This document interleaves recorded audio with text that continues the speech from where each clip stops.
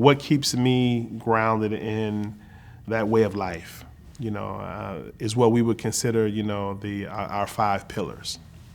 So briefly, it is the testimony.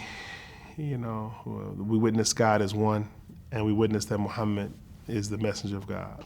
That's the premise in Islam, that really all other things kind of unfold from, okay? The oneness of God, the unity of God, and the unity of matter, and et cetera, and humanity. Everything is interdependent, interconnected. Nothing stands alone, even though it may appear that way. It's part of a single plan of God. Like the universe is like one sign, one verse, one sign for us.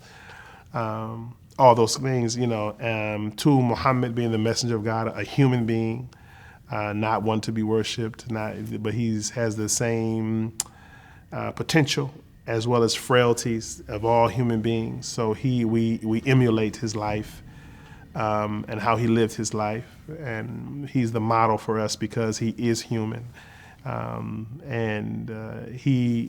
when we're living, when we're seeing him or viewing him or reading of him at this point and studying him, what we're actually seeing is our best self.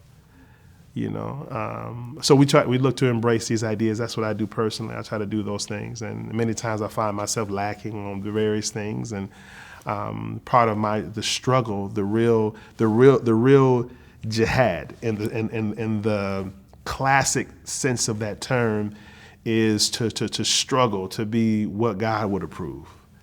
To be my best self and what God would be pleased within my own self. It's an internal movement, nothing external.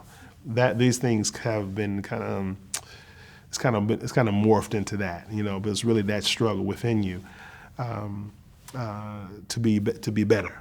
So yes, it's that. It's my prayers, my 5 daily prayers. It takes a lot of internal makeup and constitution, to leave your beds at night when you're sleeping, when the world is sleeping, and you're up worshiping God and you're praying to God, before the sun comes up, and et cetera, and throughout times, as we mentioned, times of the day, specific times that we have to do that, to try to break away and give that time to God, that few moments to just, God's like, remember me.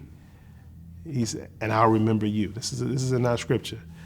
He says, remember me, and I'll remember you. So these are strategies, ways that we try to keep those things. Also prayer and fasting in the month of Ramadan, and charity, being very charitable. And then to make the Hajj, the pilgrimage, one time in our life, which is really about connecting back with all of humanity as being on the same field. So we're different no matter where we come from, what region of the world, what language, what food, what your food preference is, or your dress, or whatever the case may be.